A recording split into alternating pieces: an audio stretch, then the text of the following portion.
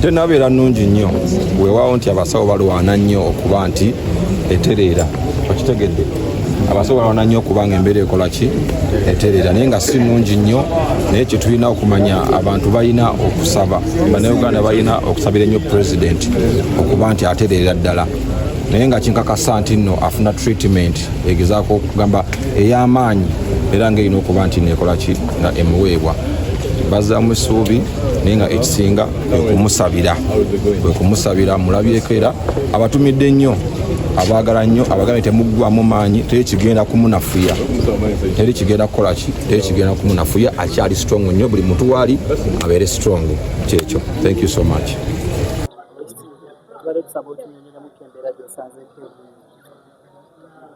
Mulwadde alumizibwa naye ajja kuba bulungi naye ng'obulumi akyalina bungi.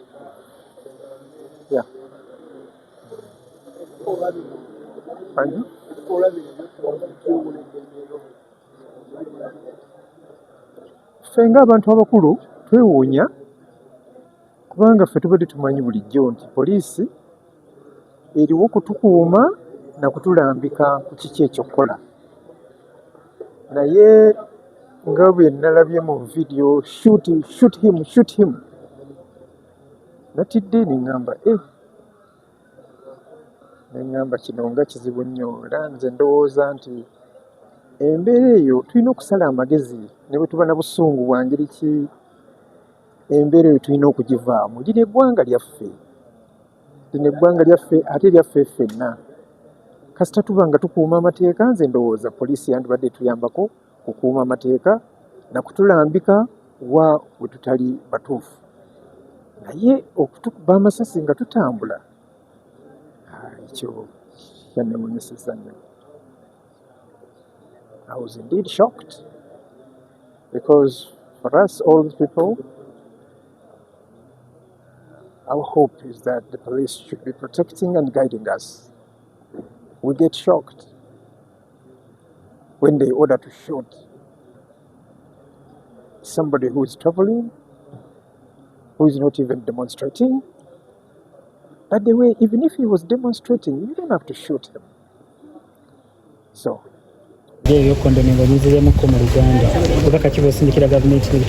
tuvumirira nnyo ebitongole by'okwerinda kubanga bwe biba bitongole nga byakwerinda nga bwe birina okukuuma bannayuganda n'ebyabwe nga bitandise okutuusa obulabe eri abakulembeze ab'enjawulo kubanga bannayuganda bangi abamu bafudde abamu balemadde abamu bakubiddwa basibiddwa mu ngeri ezategerekeka naye bwe kibeera nga omukulembeze nga Robert Kyagulanyi Ssentamu nga n'obuwanguzi bwakwakulwa n'abeera ng'asobola okubeera ng'atuusibwako bino ebyamutuusiddwako kiba kitegeeza nti omuntu weeri wansi ye ajja kwongera kubonaabona kubanga tukasa bulungi nnyo bannayuganda bangi abakubiddwa abasibiddwa awatali nsonga yonna. Nolwekyo ffe nga bwe tuba tulwanira eddembe ly'obuntu tetwagala kumanya omuntu agwa mu kibiina ki, naye poliisi okutandika okwefuna n'ebitongole ebikuumaddembe okutandika okubeera nga byefudde nga system part of the NRM nti balinga ekikono kye NRM nti omuntu yenna gwe balaba nga alaga obuwagizi eri Robert Kyagulanyi Ssentamu balina muteekako bukambwe.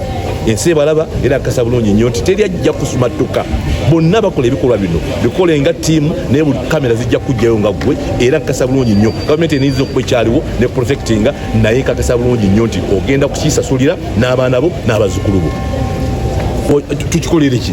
N'olwekyo tewabaddewo mbeera yonna yagamba mbu babadde mu procession babadde mu byalo eri Bulindo.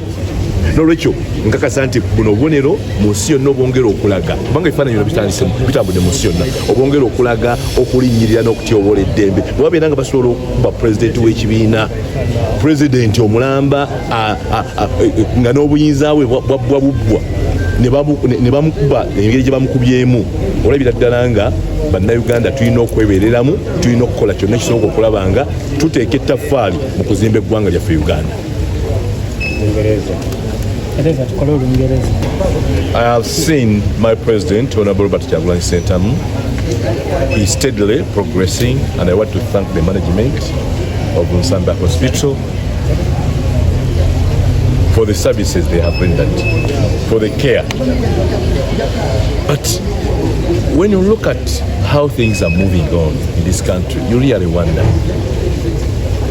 The security operatives are trigger hungry. There was no any need of that kind of scuffle.